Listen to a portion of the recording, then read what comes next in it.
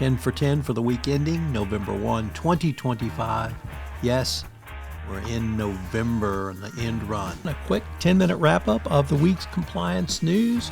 Well, this is the podcast for you, 10 for 10, where Tom Fox, the voice of compliance, wraps up 10 top compliance stories which occurred over the past week.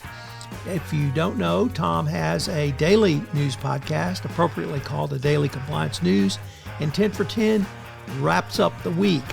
So get up on a Saturday morning, have a great cup of coffee, and check out 10 for 10, the podcast which gives you the week's top compliance news. Are you interested in upping your game in compliance through the use of AI and machine learning technology? Well, check out my latest book, Upping Your Game, How Compliance and Risk Management Move to 2030 and Beyond. You can check it out in the show notes. I've got a link to the purchase at Amazon.com. Upping Your Game.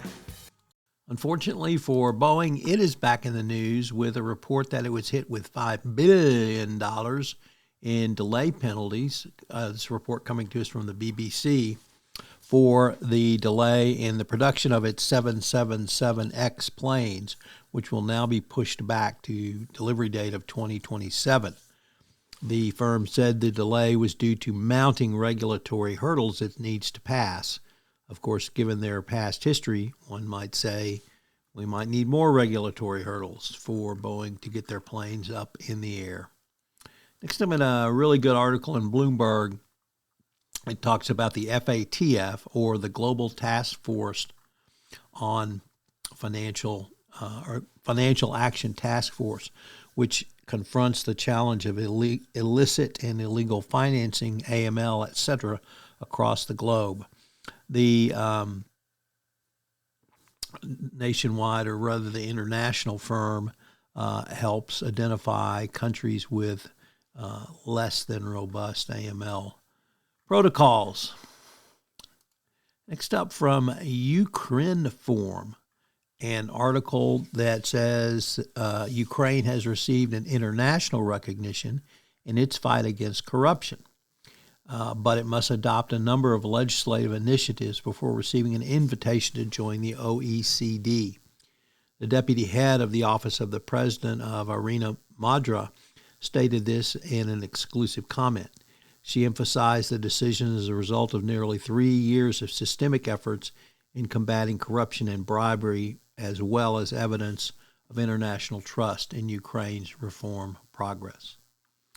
Next up, from Bloomberg, Portuguese police carried out searches at Lisbon offices of KPMG and Novo Banco SA as a part of an investigation into corruption. The public prosecutor's office said that more than 100 officers and IT specialists conducted raids across Lisbon in what they called Operation Haircut, which is an investigation into suspected corruption and money laundering linked to the sale of Novo Banco assets since 2018. KPMG confirmed the police were conducting a search at its Lisbon offices to collect information regarding one of its clients. The firm said it is not a target and is fully cooperating with authorities. Next up, another story from the BBC, which says that there's a corruption probe after a, quote, troubled period, end quote, at the Scottish Heritage Society. Allegations of corruption are being investigated at Historic Environment Scotland, its chairman confirmed. The Scottish government officials received a whistleblower report in June claiming that financial and procurement improprieties involving a director at the heritage body. The Sir Mark Jones, who was appointed last month, said the probe is occurring after a troubled period at the HES. It follows an internal racism row and suspension of the body's chief executive officer based on investigation into her conduct. With the apparent trade war between the United States and China taken a little bit cooler after the meeting of the president of China and the United States, the question becomes what will be a country of origin of goods. And this is the sleeper issue at the heart of Trump's trade war with China, even the reduced one. For months, companies and officials throughout Asia have been waiting for Trump's administration to address a question that cuts to the heart of his disruptive plans for global trade. How will he decide the origin of goods in a world where virtually everything we buy contains parts that come from different countries? The answer to this question is central to the president's aim to reduce China's dominant role, although given his complete capitulation in Asia this week, perhaps he won't go forward with it. But Wendy Cutler, the senior VP at the Asian Society Policy Institute, says it's a sleeper issue, and people are trying to convince themselves it's technical, but it's really not.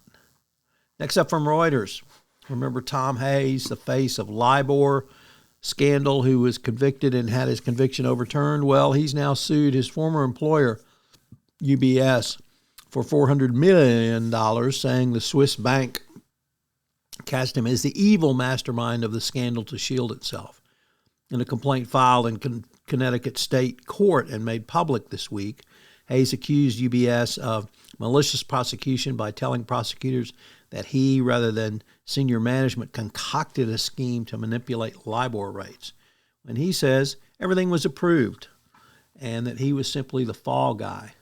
So it's going to be interesting to see how this plays out, and it really points to the need for an actual valid internal investigation which identifies the culpable parties and doesn't correct or incorrectly point at one person to protect your backside. Next up from Bloomberg, an interesting article relating to the NBA betting scandal. And Matt Levine, one of the top business columnists around, says that essentially the FBI found insider betting. And so he compares it to insider trading. The solution is a bit odd, he says, as insider trading is not about fairness, it's about theft. And that theft is intellectual property or information. And the fraud is that you're stealing information from the owner of it. And if you're the CEO of a public company, you have fiduciary duties to your shareholders, which prevent you from doing insider trading. So if you think about that in terms of the NBA basketball scandal, it would certainly fit right into that, although I don't think sports teams think about it in that manner. Next up from Yahoo Finance, Elon Musk is seeking a $1 trillion pay package from Tesla. And the CEO, or rather the chairman of the board, says Tesla may lose him. Yes, he's going to take his ball home and go home if he doesn't get the $1 trillion pay package. So is that really someone you want as your CEO? You have to bribe them just to keep them interested? Or is it just $1 trillion pay package? Anyway, Tesla shareholders will get to vote on this, and we will see what they think of Mr. Musk and his pay package. He certainly earned his last one. And our final story comes to us from the Wall Street Journal. Apparently, if you work at J.P. Morgan, you better not text if you're in a meeting with Jamie Dimon. And it is an article about how he detests people who engage in texting under the table at meetings, indicating, one, no respect for the meeting itself, but two, that they're not engaged. It's a really interesting problem that most higher level executives identify as one of the key components for the lack of productivity. So, try and respect the meeting. If you can't respect the meeting, maybe you don't even need to be there, or maybe there doesn't even need to be a meeting. But don't text in front of Jamie Dimon. You'll get spanked. Have a great weekend. This is Tom Fox again. 10 for 10 is a special production of the Compliance Podcast Network. I'd also urge you to check out the Daily Compliance News, which posts every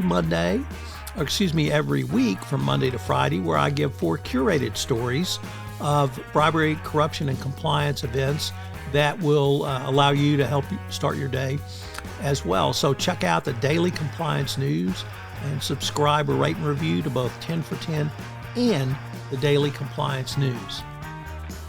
Thanks so much for listening to this episode of 10 for 10. I hope you'll check out the newest podcast in the Compliance Podcast Network, the Compliance Tip of the Day. In Compliance Tip of the Day, I give a 5 to 8 minute summary of one tip that you can integrate into your compliance program or put together for greater compliance program efficiency. Finally, if you're a Sherlock Holmes fan, I am preparing a new season of Adventures in Compliance where I go through the 4 novels of Sherlock Holmes. Hear it on the Compliance Podcast Network.